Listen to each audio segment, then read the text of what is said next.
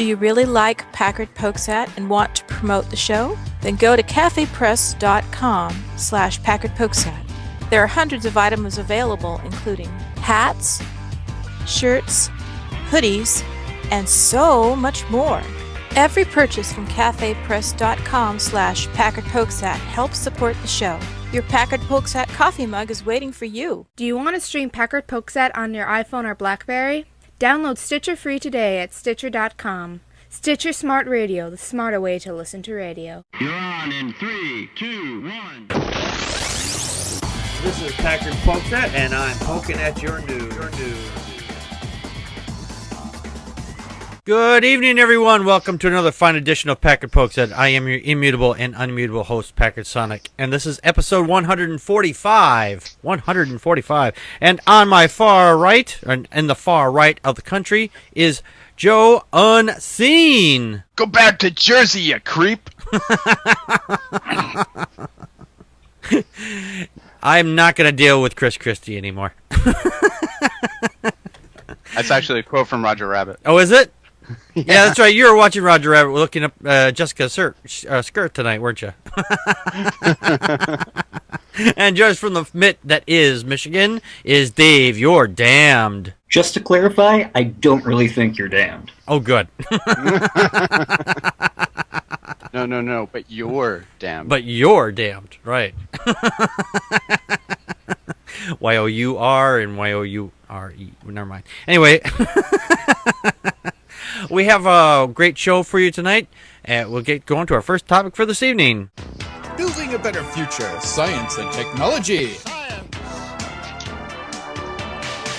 The brain, the human brain, is an amazing thing, but it's not as unique as we think. They've been doing some studies with humans and macaques to see how our brains work. And it turns out that brain regions of the regions of the brain of the macaque and humans share a lot of similarities. They're not quite as unique as people would think. They took 25 macaques and they took 25 humans and they put them in an MRI, and they had them experience different sensations, auditory and visual sensations, and they were scanning them to see what part of the brain would light up. What was interesting is that macaques were not very good at the auditory parts where the humans were. It says on the page here that the ventrolateral frontal cortex, which is this part of the brain, I believe, on the far right anyway. Point to it again. What's that? Point to it again. Right here. I think. I'm not a brain surgeon. I don't know these. I'm not sure for sure, but I think it's this part here. I'm a podcaster, not a doctor, damn That's right. I'm a podcaster. I've said that before. I'm not a doctor. It's in this part of the. It's in this part of the body. It's in here somewhere. It's from the neck up. Oh, is it for the? Yeah, somewhere in the neck up. Yeah. Anyway. Anyway, that part of the brain is responsible for speech, and it was really interesting that they found that how the brain functions when it deals with these things. Joe, your thoughts? Yeah, I'm not at all surprised by these findings. There are many traits, physical, genetic, and behavioral, that we share with the primates. Contrary to what Kim Hent says, they are our closest evolutionary relatives. I mean, apes came from monkeys. Yep. Humans are apes. We are apes. Mm-hmm. Science, yo. Yes. You know, the thing is, and he denies that apes are our distant cousins. Of course, we also share DNA with a radish as well, you know, and bananas and everything else. Yeah. So we're 98% genetically compatible with chimpanzees. That's right. And then we could eat them. No, I'm just kidding. that percentage rate drops as you go down species. Like, we're closely related to pigs, less than chimpanzees. Right. And then comes mice, which is why mice are so beneficial for cancer research, because right. we share a lot of DNA with them. Yep. But if you get all the way down to it, we're like 2% with yeast. Yes. You know? I mean, all life is connected. That's right. And I think that's why we can eat these things, because we share a genetic bond with these other things out there. Right. Mice are delicious. Yes. I don't know. I've never eaten one, but I'm willing to bet that. What's that? Neither have I. But there have been people who do and I've heard this. I've never done it. They eat people who eat monkey brains. So they're like in Indiana Jones. Yes, like in Indiana Jones.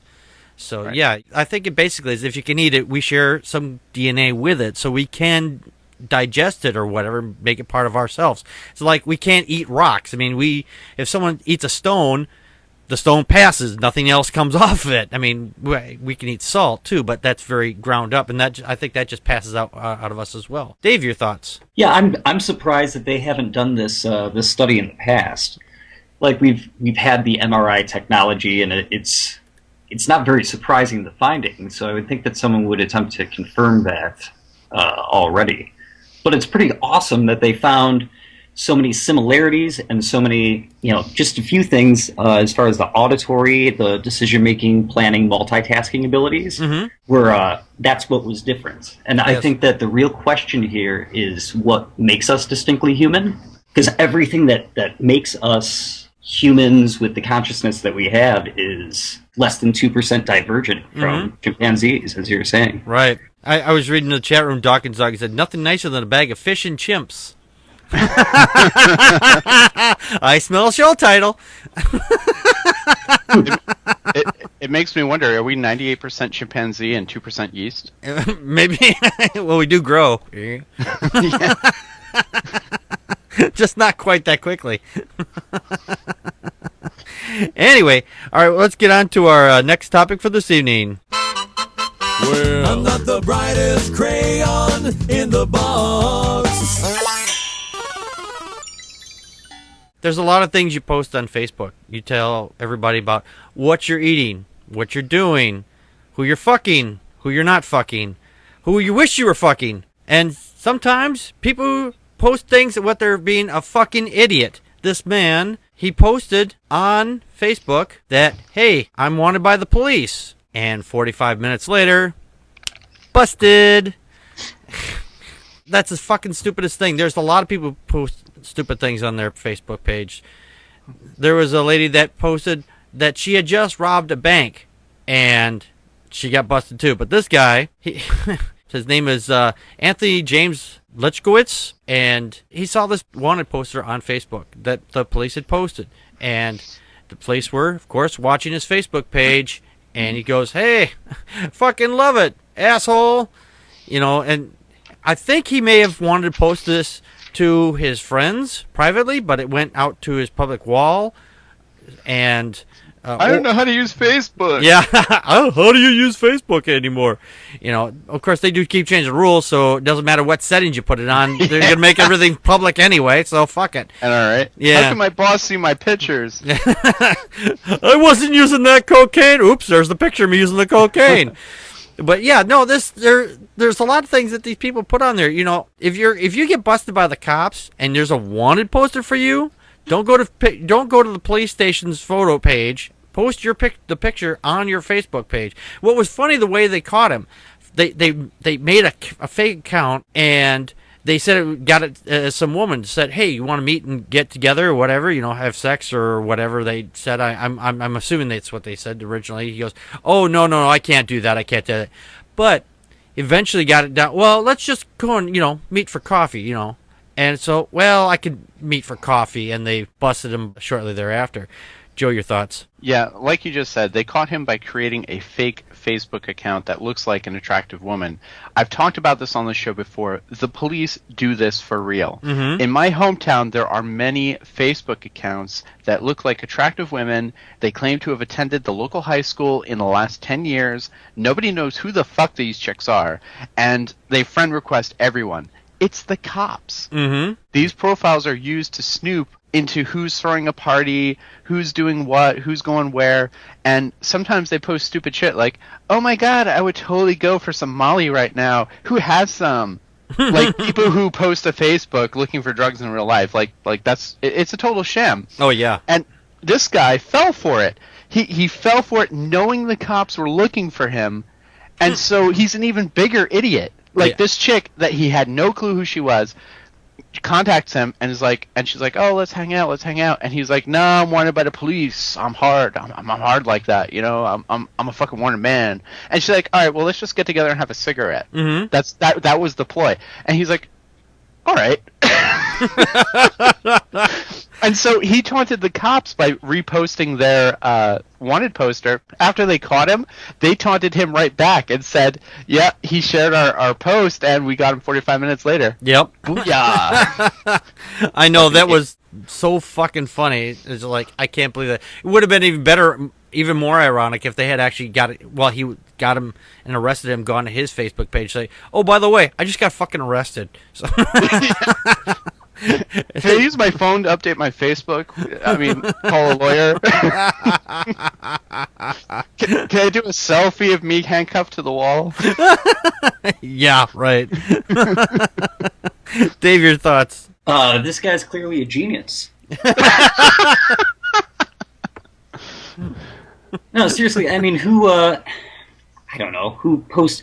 Seriously, people need to learn not to post personal things on the internet like that, in general. You mean people post things on the internet about themselves? Oh, absolutely. Really? Really? Yes. Oh, the hell you say, Dave. If I like grape sandwiches. I tweeted that earlier today. Grape sandwiches, yum. Yeah, grape sandwiches are delicious. I've never actually had one. I ate tomato sandwiches. Now I know something about you. Actually, my sister does. I haven't had one of those in a long time.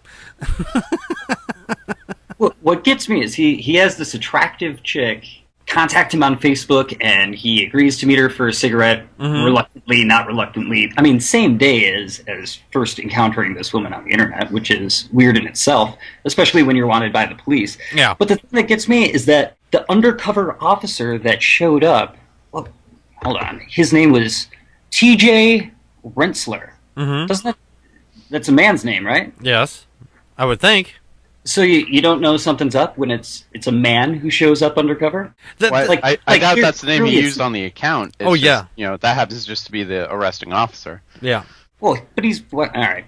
They often do that with they do that often with officers. They have a fake account with a fake woman on there. It doesn't show up. They don't know. They do this kind of stuff all the time. These kind of stings. They say a woman's going to show up. They stake out the place where they want him to show up, and then as soon as he walks in the door and he sits himself down to order a drink or whatever, and they walk up to him, they ask him his name, and they snap the cuffs on him. They don't even need to show have a female show up. So. I mean, there are just so many red flags here. I'm just clearly surprised that the guy fell for any of it. Oh, not me. He's a complete idiot. Yes, a complete idiot. I mean, like you said, Dave. Like he's wanted by the cops. He shared his wanted poster, and within minutes of that, some strange random woman approaches him on Facebook and says, "Hey, let's hang out." Like, you know, and he's just like, "All right." Right. Hey, men are horny. They know this. They take advantage of it. I do love that the police department, after they caught him, actually announced the capture on their Facebook page. I know, that's what I liked about it, too. They totally gloated about it. They're just like, yeah, we caught that asshole. In all caps, shares our status on Facebook about himself, captured 45 minutes later. Yep. Nice. I thought that was awesome. The cops are a bunch of dicks, too. I mean, of course they're going to troll the internet. No. They don't do that. They're honorable. You know what's really creepy is a lot of these fake female accounts on Facebook, which are actually cops, are actually being helmed by middle-aged men, and so they're sitting there trying to act like women in their early 20s who like to party, and they say the most ridiculous things. It's almost obvious, you see the things they post, and it's just like, oh my god, like da da da da da. And it's like, dude, you're a fucking cop. It's quite obvious, or they're just spammers, or there's someone trying to get into your account so they can hack your account and do all kinds of nasty things. Holy shit, I'm so baked right now. Who's gonna hang out with me at the bar later? I'm gonna get so fucking drunk. Yep. I'm feeling kind of horny right now. You want to come over to my site and watch me get naked? These kind of things. So you're telling me all those girls I talk to on the internet aren't real? Some of them might. Some of them might be a man wearing a dress. Breaking my heart here. Did they go to your high school and nobody knows who they are? I went to your high school. Do you remember me? I sat behind you in, what was it, English class? You know, that doesn't take much. Doesn't take much. Maybe they're just quiet, all right? I love it. I attended that high school from 2002 to 2010. I mean, I'm totally legit. Yeah, right. Anyway, speaking of getting in touch with people on Facebook, if you want to get in touch with us, you can get in touch with us on Facebook and Twitter and so forth. And there's also the phone number here below, which is 662-709-PPAP. Give us a call, leave a comment, suggestion, whatever. Read us a bedtime story. Whatever you want to say, just, give it a call. Long-distance charges may apply. So, and if you want to get in touch with us the other ways, so we're going to give you that information right now. Would you like to contact us? Your host, Packard Sonic, and his very honored and crazy co-host, with occasional guest hosts, enjoy your comments or suggestions. You can reach us 28 hours a day, 8 days a week on A Can on a String, Smoke Signals, Star Trek Communicator? Those may not work, but you can contact us on Twitter as Packard Pokes At, and by email at packardpokesat@gmail.com. You can also listen and join in the conversation live Friday nights at 9 p.m. Central Time on vaughnlive.tv/PackardPokesAt. You can find past shows on iTunes, YouTube, Mixler Radio, and Stitcher Radio. Help us out by rating, commenting, subscribing, retweeting, and reposting the show wherever you can. Click the like button on Facebook/PackardPokesAt to join in the conversation. Would you like to help keep the show running and pick up some awesome Packard Pokes At merchandise? Visit cafepress.com/PackardPokesAt today and buy hats, shirts, or one of over 300 other items that are also available. Visit packardpokesat.wordpress.com for links to the news articles covered tonight and more information on this or other episodes. We hope you enjoy the show. Thanks for listening and your support. And thank you, Joe. Damn, you do such a good job at that. Yeah, I can't do that anymore without fingering my belly button. I am not even going to ask why. Because it tickles, Joe.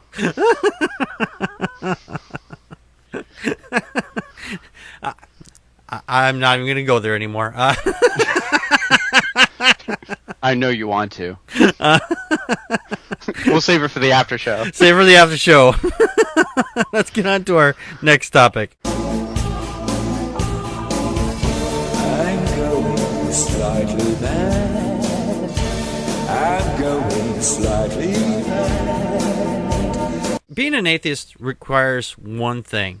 You don't believe in a God. It's actually not a requirement. You have a choice to believe in one or not. But we often get asked a lot of questions. Why you don't believe and things like that. And sometimes we get some of the stupidest questions out there. And it just to try to prove their case. Which doesn't make any sense at all. The biggest and the stupidest one I've gotten before in the past, and I'm sure there's a lot of other atheists that get this one, and because Ken Ham tells his followers to say this question because they think it's the gotcha question. The question is, well, were you there? Oh my fucking God. Oh, that doesn't make any fucking sense. It's the stupidest question. It's also very disingenuous type of a question because the fact is they know the answer. They know that, no, you weren't there 50 million years ago. But you know what? Sometimes I'll say, yeah, I was there. Prove it. Prove I wasn't there. You know, I built a time machine. It's in my garage. And I went back in time and I saw everything. And I came back. And as soon as I stepped out, it exploded. It disintegrated. So I have no time machine to show you. So you're just going to have to prove that I wasn't there. You know, that I wouldn't actually use that one in a major argument. But it's just kind of throw the thing back in their face. So, you know, the whole question is just ridiculous. We're going to start the time. It's right. The timer has been on vacation, and it's looking nice healthy for being on vacation for so long. The timer's back? The timer is back. Oh, fuck. I didn't prep for that. That's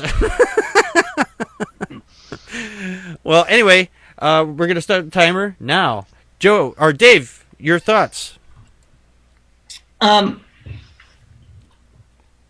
Yeah, so this question of were you there is disingenuous, and it's a loaded question, and they obviously already know the answer to the question, making it disingenuous. So, I mean, the better question would be, how do you know? If they were to ask, how do you know, then they can actually get something out of it, as opposed to, were you there? They actually are getting no information out of asking that because they already know the answer. Right. My real problem with this goes back to Ken Ham and what he does with children, and he teaches them to ask, were you there? Right. If you look at different children's worksheets from evangelical schools, a lot of them say specifically to ask people whether they're there or not. And it's really teaching children to be disingenuous. Yes. And I find that offensive, quite frankly. You know, one of the major problems with this "were you there" question is, okay, let's say someone gets murdered.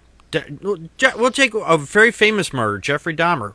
Was I there? No, I didn't see him do it, but there's a lot of evidence to prove that he was there, you know, and that he did kill these people, and the evidence is abound. Same thing goes for because they use this usually with the Big Bang. Well, were you there when the Big Bang happened? Well, fuck no, I wasn't there. I'd be fucking atomized if I was there, dipshit.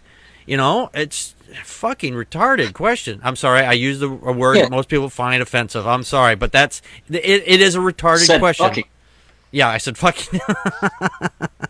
It is a stupid question, you know, and it's a misunderstanding. It's they don't understand the evaluation of evidence and how that actually works, and that evidence does not have to be firsthand eyewitness evidence. In fact, they're really using a special pleading in the situation, because if you were to ask them whether or not they were there at the crucifixion or at the resurrection, right?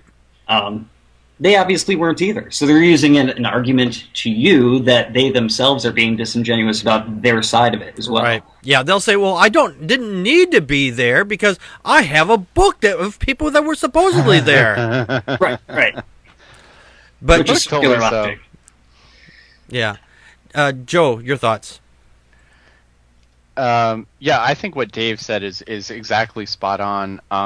I mean, whenever anyone asks me, like, hey, were you there, man? Were you there? It's like, well, neither were you, dumbass. And I've gotten this argument many times on Twitter, sometimes in another form, like, well, did you do the scientific experiment yourself? How do you know the results are true if you didn't do the experiment yourself? Oh, yeah. You know, it's a very desperate plea when the religious are challenged on the authenticity of Scripture. They call into question all of reality because you call into question their fairy tales. Right. So they're just like, well, you know, if you can cast doubt upon this, I cast doubt upon everything. Right. Oh, that's a great argument right there. Yeah, you're right. You're spot on with that. Yeah. Fucking, let me know how that works out for you. No Soap for Troll in the chat room. He says it's on par with "Do you think you know everything?" question. Yeah, that is. I never claimed to know everything. I never claimed to know everything, right. I've never claimed to know everything. I mean, I would like to know everything if I can, but I know that's an impossibility. I would like to know the unified theory of physics, but I don't. Right. I'd like to know what the winning lottery numbers are going to be, but I don't. Well, plus first you'd have to quantify what everything is. Right. What would everything be? I mean, or let's just get back to the main thing there, you know, where are you there? You know, it is a ridiculous statement. It's a ridiculous question. You know. Right. It's like if the Hubble telescope looks at another star and sees a planet going around the other star, which happens. Right. We've done this. Well, were you there to see the other planet? Mm-hmm. Were you on the other planet? Oh, yeah, I was on the other planet's there if you weren't on the planet. Right. But the thing is, when I come up with a great answer for this is that I don't need to be there because, one, like I said, the evidence and the planet's there. And they'll say, well, you're just taking it from one source. No. things like this, it's from multi-sources. They say, hey, I found something that looks like a planet out there. Would somebody else verify it? Now, if I took it from just one source, like they do with the Bible, then, yeah, I would be just as disingenuous with that response. But seeing that that they have looked for this planet, and somebody says they found it, and then they say, okay, this is the coordinates, this is where you need to look, this is the time of the day you need to look, then you get independent verification. Science is publicly verifiable. Right. That's one of the points of science, is it's publicly verifiable. Right. There's nothing secret about it. There's no conspiracy. All of scientists aren't sitting around going, all right, we actually know there's a God somewhere, but we're not going to tell everybody about it because it's like that. No. If we saw God in the telescope, but don't tell anybody because it'll fuck everything up. If there was evidence for a God and even one scientist got wind of it, they would be running right to Geneva going, I want my Nobel Prize! Look what the fuck I found! Right, exactly. Yeah, Joe and I were basically debating this topic earlier today. I won't say with whom. But, Annotated Bible. What's that? At Annotated Bible, otherwise known as CAB. Bible Fusion. His name is Daniel. He lives in Oklahoma.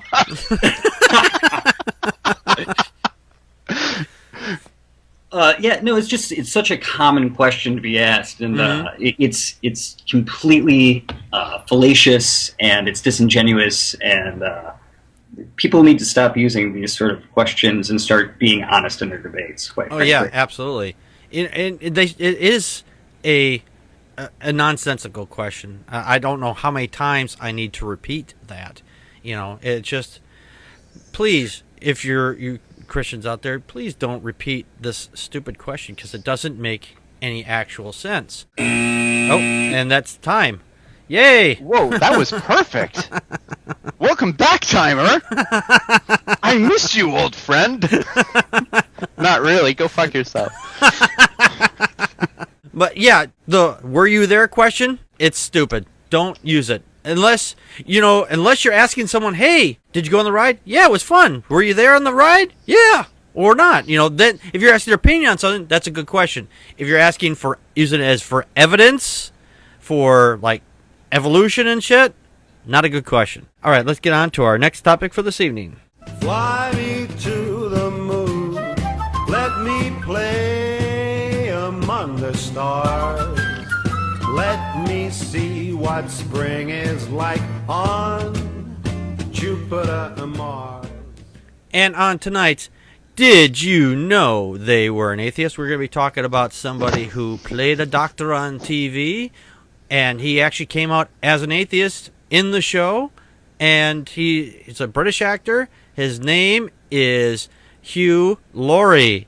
He's also... No! Yes! He's a comedian. Get out! He's a comedian, writer, and he's also, like I said, he's best known for his being the star of the television show House. The guy that walked around with a cane and kind of did stupid things once in a while, but turned out to be really smart, usually most of the time. But he had a big-ass ego. Of course, being a doctor, he's kind of got to have a big ego, too. But I think that's just the way they wrote his character.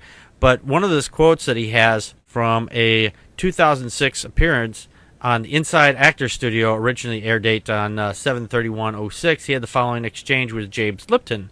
Lipton asked him, do you share House's skepticism? He said, laughing, I do, big chunks of it. Yes, I am not a religious man.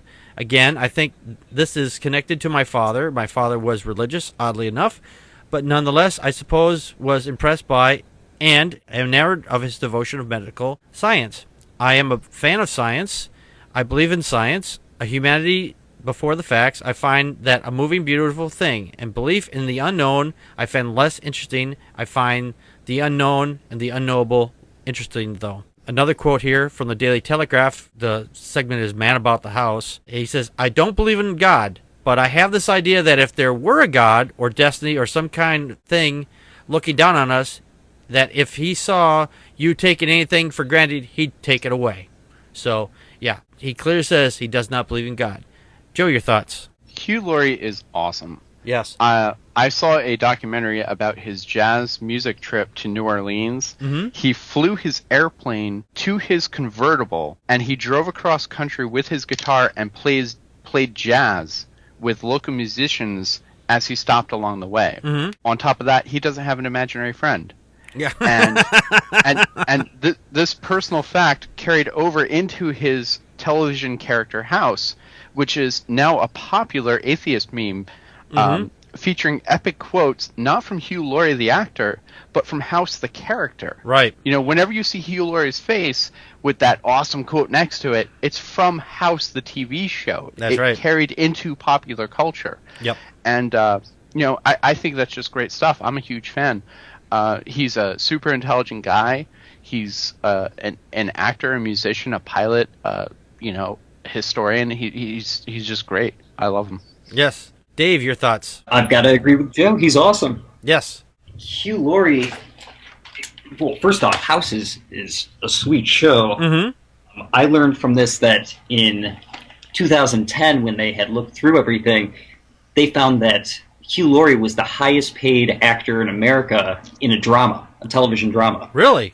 For House, at $400,000 per episode. Wow. Which is small for comedic, like sitcom actors, but for drama, that was impressive. Yes, I would say so. I also learned that his father is a gold Olympic champion in rowing from the 1948 Olympics, and he was there at the 1936 Olympics when Hitler actually walked off. Wow. Which is pretty awesome as well. Yes. I was going to make a row your boat joke here, but I